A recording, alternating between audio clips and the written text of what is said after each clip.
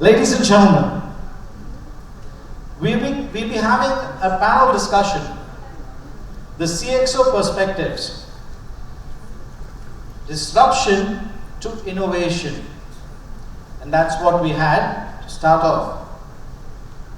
The conversation is going to be centered around how AI and automation are reshaping talent. So, to take this panel discussion further, I'd like to call upon the moderator. He is the chief mentor at MyAnatomy, a wonderful person. I got to interact with him in Hyderabad, and every minute spent with him was worth its weight in gold. Very energetic and is full of knowledge from handling oneself to running companies, marketing. You ask him and he's there.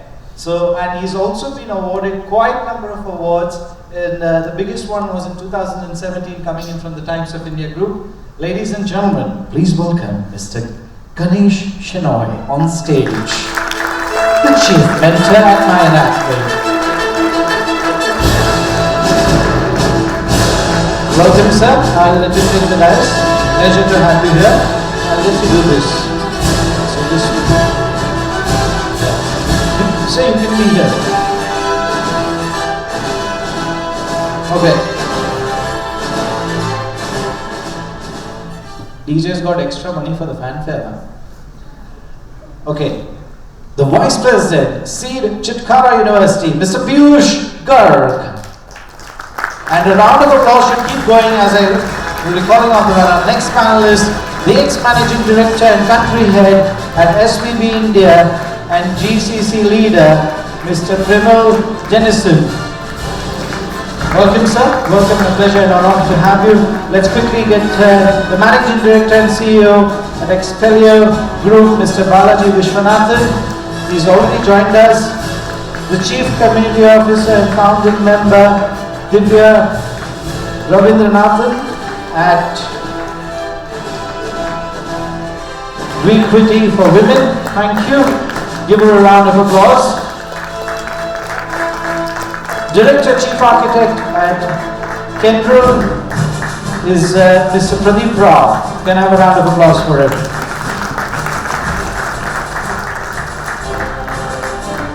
Gentlemen, ladies, the lady and the gentleman, thank you for being here with us. And I'll let Mr. Shenoy take over. Just to throw some insight from my side, there was a time when you finished engineering and then companies would spend 6 months putting you on a bench and training you, right? And now how AI is going to change, not only this, but what about the talent that's already within the system? So it's going to be an interesting conversation. I look forward to it. And I think Mr. Shenoy would be the perfect gentleman to take things forward. Give them a round of applause, ladies and gentlemen. How AI and automation are reshaping talent. Thank you, Abhishek, and it's wonderful to be hosting a panel discussion really on this topic of AI and whatever we talk about in terms of disruption. So thank you, Dr. Chaudhary. Thank you, Nathan sir, for joining us. And so the topic for panel discussion today is about disruption to innovation and how AI and automation are reshaping talent management.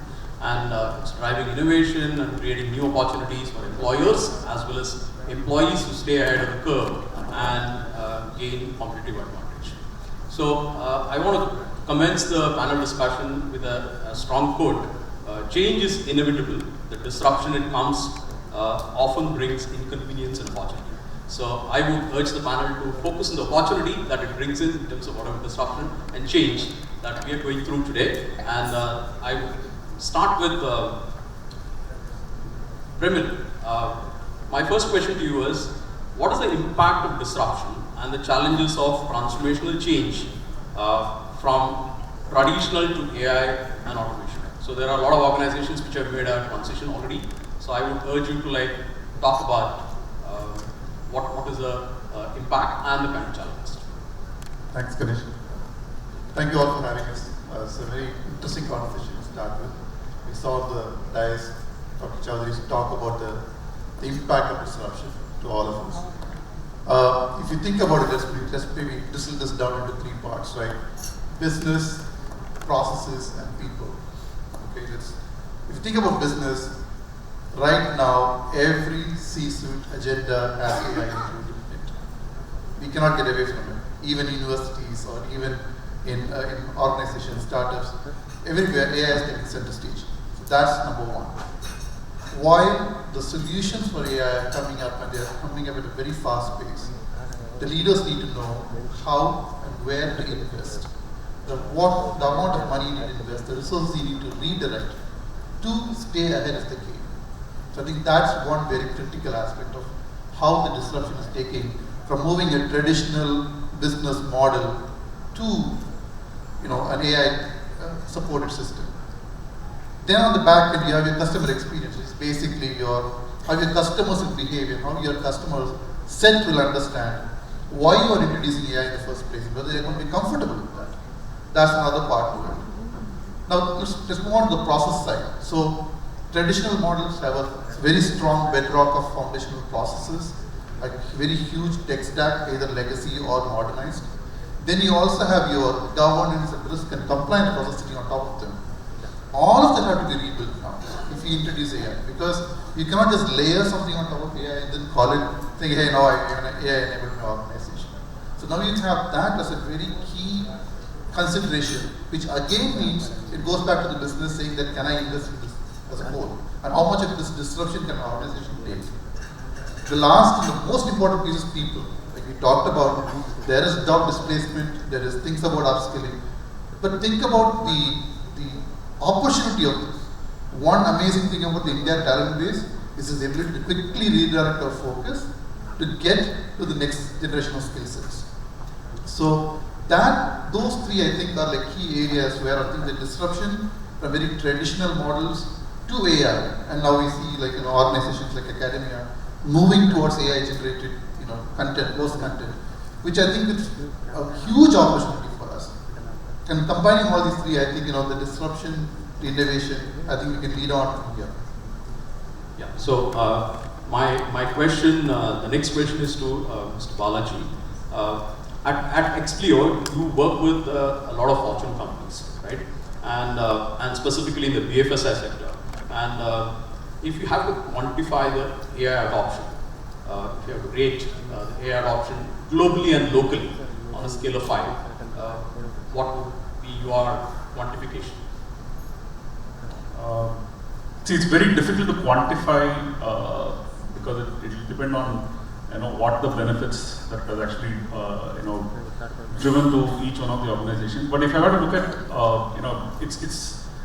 it's not a question of quantifying, it's the question of how it has been adopted and what value it has driven to end customers. If I were to look at that as the scale, I would say we are anywhere between 3.5 to 4.5 in terms of what value it has actually driven to the end customers. Because that's what the objective is.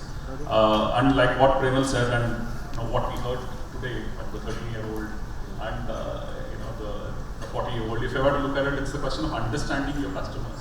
And for that, the underlying data is going to be the most critical element. So whatever we talk about in terms of AI, whatever we talk about in terms of disruption, it's the question of what is the underlying data, what is the kind of quality of that particular data. And that's one of the areas that we work very closely with our customers on, because there's no point in just putting in all the AI models on top of the already biased information or what we think is the right information. It's a question of making sure that we analyze the data, cleanse that particular information, make sure that there are limited biases. The conversation I had with Pradeep when we were walking in, I've been a customer of one of the banks for the last 30 years, right, since I started my career. And if I were to go back and see as to whether they understand me, I would say no. But there are other bankers whom I've started engagement the last 4 or 5 years, but they have probably been able to understand me better. The reason is, how do you classify your information? How do you make your AI models on top of that information rather than going with your own biases of bucketing everybody in one particular. Thanks. So my next question is to you, Divya. Has AI and automation technologies influenced organizations to rethink and reshape talent management? Thank you, Mr. Ganesh, and good morning, everyone. I think after a wonderful context setting and an inspiring keynote address by Sir Chowdhury and a very disruptive message that went out from the 13-year-old Shagun, I think we are in the path, an inevitable path of innovation and disruption, that AI is put forth to us, and talent management is in no way, set apart from this whole journey. So today, when you look at talent management as a whole, you could see that a lot of AI and automation in place, which has enabled organizations to have data-driven decision-making process in this whole talent management journey, and then having trend analysis and predictive analysis in place, when it comes to hiring, onboarding.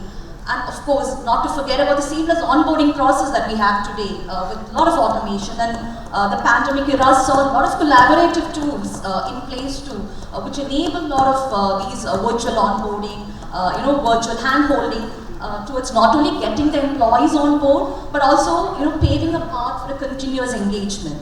So with AI and automation plays, what I see forth when I don't just restrict talent management with recruiting, but an overall engagement or a journey that the individual has with the organization, whether it be in terms of L&D, the learning and development that happens, whether it be with respect to any AI-driven coaching that can happen, and even to have a wellness program, perception or engagement surveys in place. So definitely, we have been leveraging, and there's a lot of potential that we have in future to make this whole talent management a totally seamless and a very thoroughly engaging process compared to a little bit of boring process that it has been over a period of time.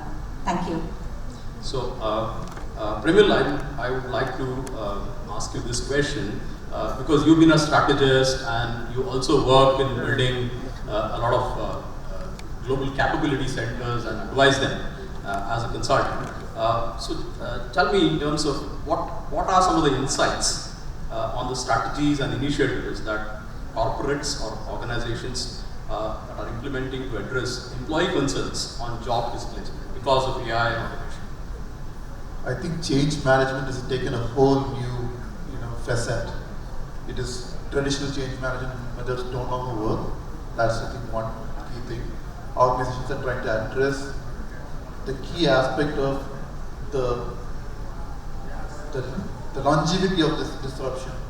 Because right now we are talking about automation or generative AI, but as this speeds up, you're going to have a lot of job displacement disruption in that area. So if you look at companies, even like TCS and Infosys, they're all investing very heavily into AI academy. Basically, even if you're doing a regular, let's say, a very low-level job, they are helping everybody to have a good understanding of what AI is. What are the frameworks in place? What are the ethical, moral considerations that are happening around that job? How does data, like Balaji mentioned, how does the data come in? How we process the data? So all of this is one part of it. The second part is the learning and development function of organizations have taken a whole new meaning. It's no longer coming in, taking a class or showing a PPT. It's more about experiential learning, tagging with academics and institutions, co-building solutions, and so on. So I think now is the time which organizations are seeing there's a significant opportunity for them, which will then help them to stay ahead of competition. So that's what I see quite a bit. Yeah. So Divya, back to you. Do you see specific initiatives by the industry and institutions to improve gender diversity and women in tech? Because that's the organization that you have represented here as well. Yeah, thank you, Mr. Ganesh, for that question. Yes, I'm part of the startup called Wequity for Women in Technology, and we are essentially, working on a path for empowering women technology, specifically women in tech, towards this whole innovation journey that our country is poised at this particular moment. And of course, I must say that working with multiple organizations, there is a strong intent that we see within organizations to bring women to the forefront in this whole scheme of things, to bring women, also taste these disruptive technologies, to contribute to these technologies, and in one way or the other be front runners out here also. Having said that, there is definitely more potential out there in terms of even women themselves coming forward to be part of these kind of initiatives. And I must say that today there are a lot of organizations like ours plus corporates which are doing multiple initiatives by a lot of skilling process, coaching process, mentoring process, and being even through sponsorship process to bring women to the forefront and to be equal contributors to the disrupting technologies and bringing, and I would say bridging the gap of gender diversity in this space. Yeah. Yeah, so I just want to share, as per the NASSCOM's State of Data Science and AI Skills India report, which got published earlier this year, about 25% of women in terms of overall deployed talent in data science and AI is something which is women, so which is a significantly high number as well. And if you look at around 48% of women, which is primarily the STEM talent who passed out in 2022, which is around big in terms of gender diversity ratio. So there is a lot of things which are working for us and working in the favor of both institutions and the industry as well. So my next question is to you, Mr. Balaji. Do you think organizations should be very intentional about their needs and create time, space and place for disruptive innovation and sustainable innovation? I guess you have the answer to the question itself. If we are not intentional, then we can actually write our own obituary, because that's the way it is. Because if I were to look at it over the last 4 or 5 years, the way what we used to call it as machine learning and then went into AI and generative AI is part of every organization's agenda, every organization's plan, how to adapt, how to make sure that we add value to our customers as a service provider, and also make sure that we add value for ourselves as a company and to our teams as well. So the intention is certainly there, but it's the question of scale of intention and how do you execute to that intention. That's going to be the key for success. We can all have our intentions written in our mottos and vision documents and other stuff, but if that doesn't translate into what you actually do and how do you, like what Divya was mentioning, how do you enable your teams, how do you make sure that you see what your customers are doing, you engage in what the market is getting shaped at, and contribute towards that. The intention is of no value. So the intention has to be backed with the right level of execution. So my next question is to you, Pradeep. In the disruption era, what do you think are the typical budgets allocated by organizations as a percentage of the revenues? You can just give a ballpark. You represent Kyndryl here, so you can possibly give a ballpark. Yeah, so it's dependent upon organization to organization. However, I can say that somewhere around 20% each. Okay. That's what on an average we can say. However, again, it's dependent upon the organization. If it is startup, they may be investing more, maybe like 40% each or 50% each in the beginning, and then they, then they reduce the budget. But established organization, 15 to 20% is what expected. It's not only for IT, but all the I can say disruptive forces, for enable all these disruptive forces within the organization. So traditionally it used to be around 4-5%. So now you're saying it's almost about 20%. Yeah, traditionally around 10% is for the IT, maybe development. Okay.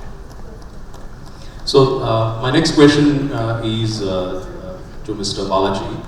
How CEOs and CXOs can inspire organizations to sustain and succeed in the AI and automation era? You've been a CEO yourself. No, actually it's the other way around, rather than people like us with so much of grey hair inspiring the team. It's the other way around.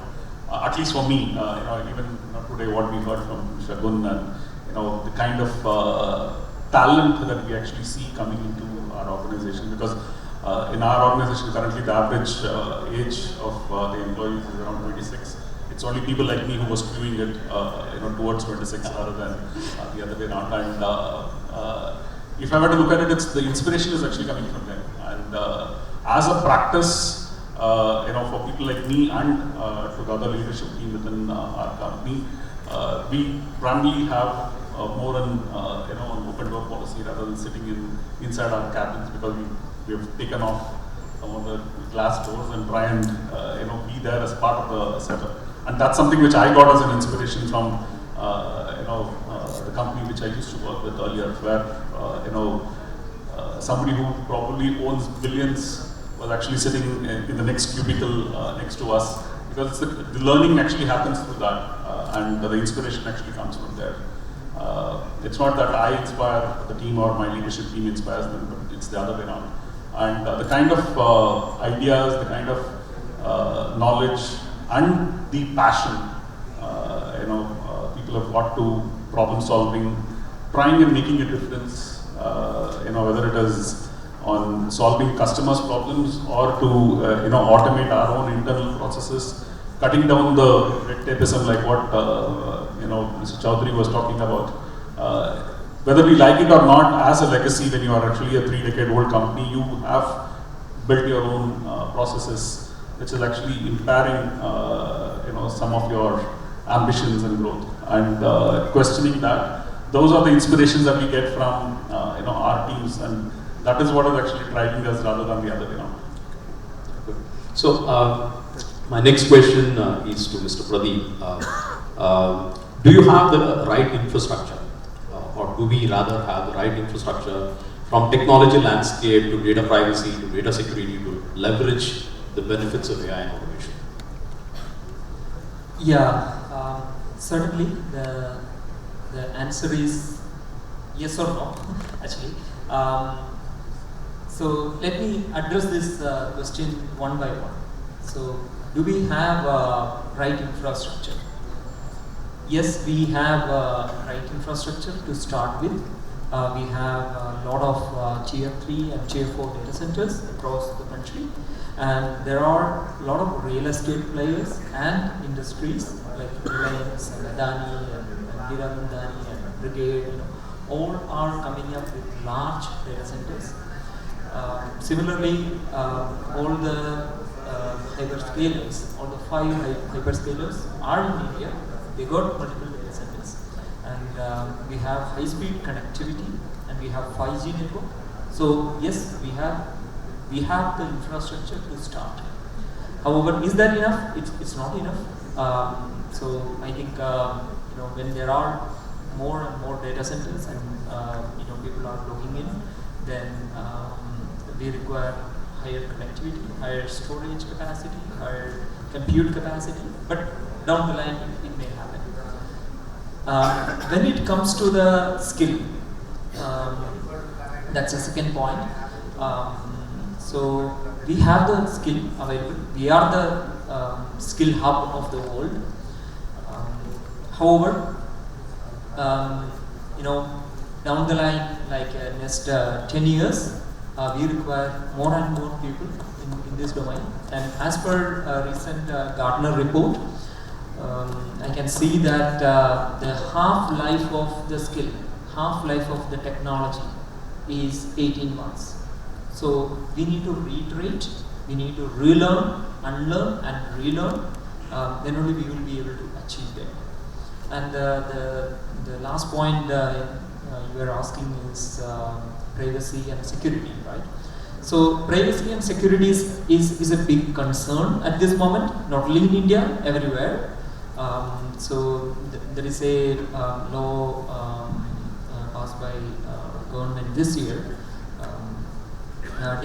personal data privacy law in August, I believe. So that address certain areas. However, we need a all-inclusive law or inclusive vision from government. So in fact, there are several white papers published. Like in 2019, there was AI strategy, national AI strategy, and I think 2011 cyber security white paper, but it's all in the red tape. So somebody like Chaudhary sir, should come and push this and should get implemented. So the answer is yes, we have things to start. However, we require a proper regulation, proper policy, and we need support from the industries and startups to make it take it to the next level. Just like to add, Sure. so whenever we talk, see, in this particular conference, right now, all the industry leaders and the policymakers are sitting. When we talk about policies or the initiatives of the government, may I humbly ask, what is the full form of DPDP Act? Or how many sections do we have in that? Digital Personal and Data Protection Act. How many sections does it have? How many of us have actually gone through the entire act? We are talking about the revolution. We are talking about the change. We are talking about data privacy. Sir specifically highlighted that. How many of us actually gone through that? The point is that if we are not aware about what are the initiatives being taken or what are the policies which are already being framed, then the 13-year-old is bound to replace the 50 or 60-year-old. We are ourselves setting the context. We always talk about industry-academia divide. But point is that we are at the stage, we are at the phase where the innovation and disruption is bound to happen.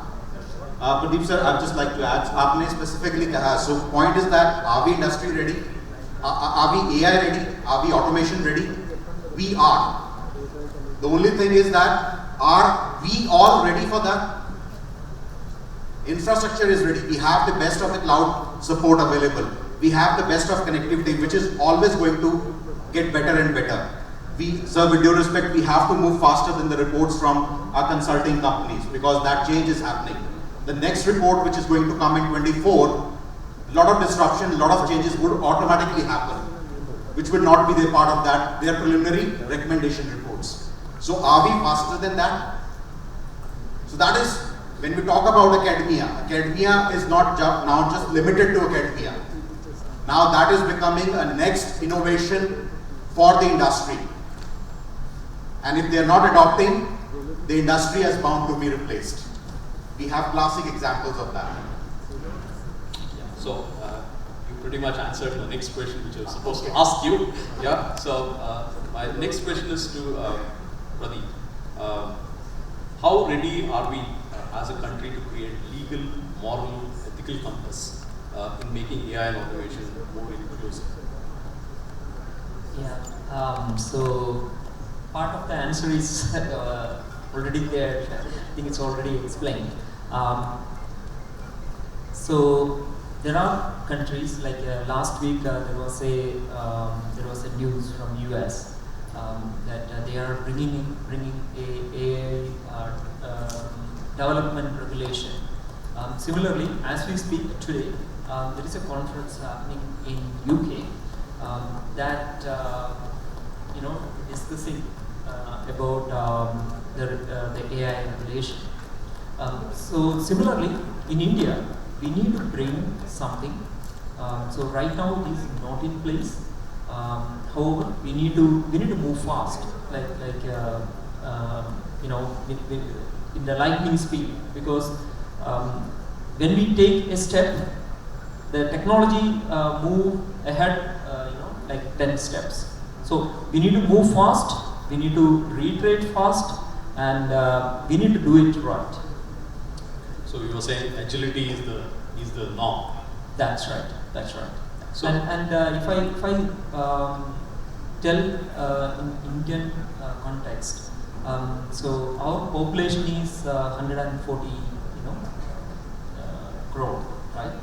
And 67% of the, or 65% of the population is under 35 years, and around 50% of the population is under 25 years, and around 25% of the population is under 14 years, like Shagun, there are people coming in.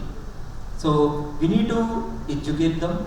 So as per the National Education Policy, 2020, as per that, vocational education is recommended from 6th standard onwards. So there are policies, there are white papers, everything is available, but this need to be implemented, and we require willpower from all the governments, state and central, to implement this. So we may need to unlearn, we may need to take out things from the curriculum or the syllabus, and we need to put these things in. So my next question is to you, Piyush. You work with MHRD, you also work in an STPI director yourself, so you know how government functions as well, right? And do you think, and you've also been a consultant on policy for the government as well, right? So do you think what we are doing right now, because there are some empowered committees, there are close to about 7 committees which have been created by the government, there's a lot of work that is happening in the background, but not maybe in the public domain right now. So do you think we are well equipped, maybe like to announce a regulation like the US did on regulating AI in India? Do you think, how close are we? Are we ready for it as yet? So I think that's a brilliant opportunity for me to share my perspective on this particular query which you have just raised. And I would humbly, sir, Pradeep sir, I would just like to follow up on that as well. Okay.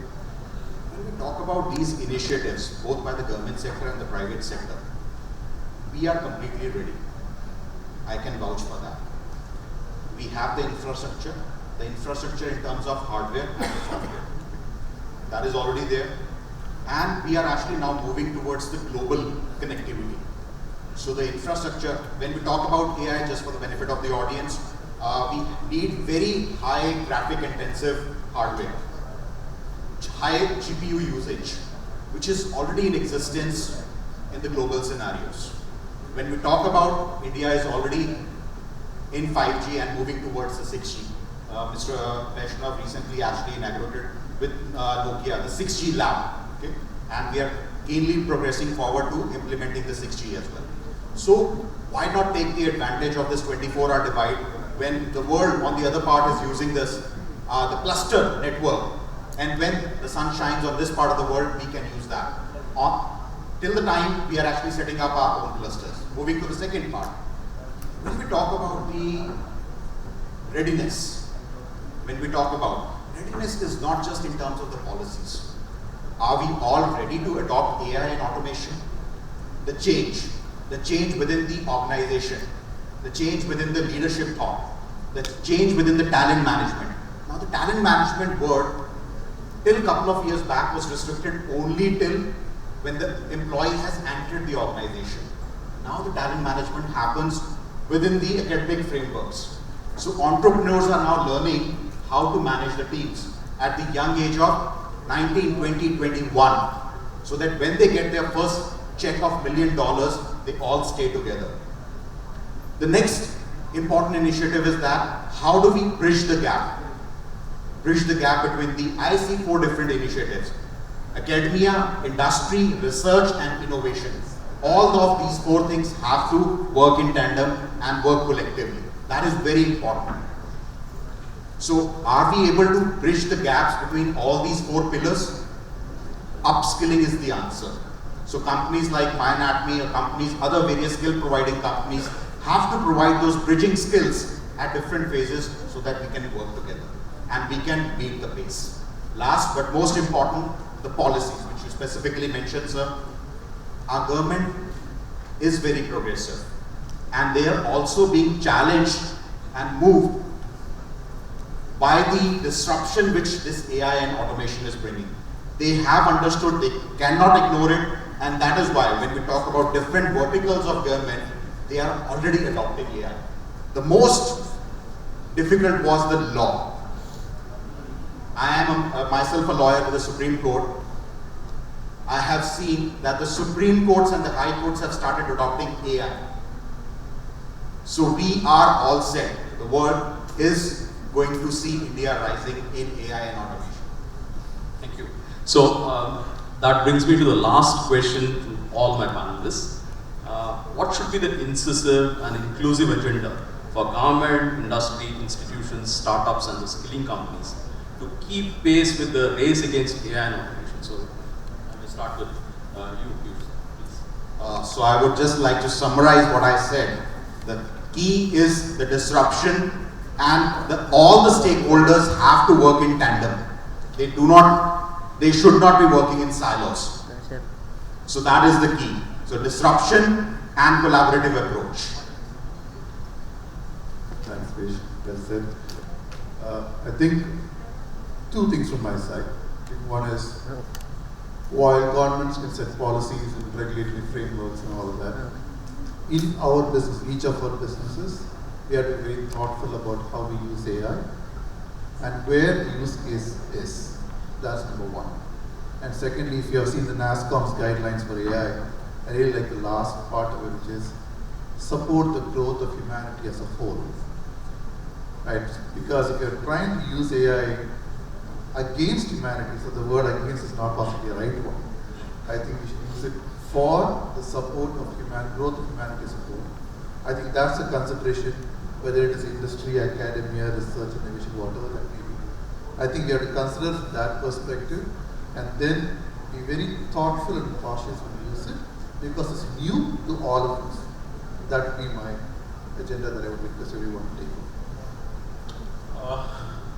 Probably, I'm not going to talk much about laws and policies because it's already been covered extensively. But it's a question of, how do you make sure, you create frameworks within your organization, and also, within the companies as such, in terms of how do you implement, how do you, enhance the value which is going to come from AI. Because at this particular point of time, if you were to look at just the financial services industry, most of the use cases are around, anti-money laundering, KYC. If you were to actually extend that to make sure that you know what your customers are doing, how your customers are reacting, and ethically as well, in terms of making sure that you protect that information and get the value out of it. Because those ethics don't come from any of the rules or policies. How do you get to use it is something which is going to be defined at each organization. And the other element, what Divya mentioned, and what we're talking about from a talent perspective, like what Piyush mentioned, talent management is not any longer just an onboarding exercise, but it's an ongoing. It's a continuous process, and 18 months. Actually, 18 months is it looks like actually it's quite long, because nowadays the technologies keep changing so much. Because what I learned a few months back in Udemy is not relevant anymore, because I keep getting updates from my own course instructor in terms of what I need to get updated with every 3 months. If I were to look at, we can certainly find out what courses to take, but which team member or which particular part of your organization should learn what is something which we as organizations will have to actually come up with. Just by throwing open all the 300 courses that are available is not going to be relevant for everybody. It's a question of finding out what is relevant for your team members and making sure that you play a part in that particular progression is going to be equally important as well. Yeah, Divya? So I think pretty much all the points are covered, but I would like to stress on creating awareness, because today there are a number of articles out there in print as well as on the internet about AI, the disruption it is bringing, the innovation it is bringing and poised to bring. But then creating awareness, like my panelist has already touched upon, about the ethical usage of AI and where it can be used to create more innovation and where it can be really very destructive. And having said that, involve, like I think Mr. Piyush also told about, bringing up all the key pillars together, starting with academia, creating awareness in young minds, and today that is very much aware, and so that they also come to the forefront in this whole scheme of innovation, and they are trained young and they stay relevant. So that's very crucial today in the industry, that we are in this path of continuous learning, where we need to continuously assess self on where our skills are, where we need to reskill, where we need to upskill. So getting all the young minds already ingrained with these thoughts right from their college would definitely help. And And as any Indians today, I'm eagerly awaiting, and I'm equally proud to see India leading the way. It's already a leader in thought leadership and leading the way in this AI, not only AI, in all the future technology disruptions that the world is going to witness. Thank you. Let me address this question again, one by one. So there are, several aspects I think we need to consider, and I think it's all covered, but it's just a summarization. From what we expect from government, so we need to have regulation and policies, like I was mentioning before, and the second is the assurance from the government or education from the government.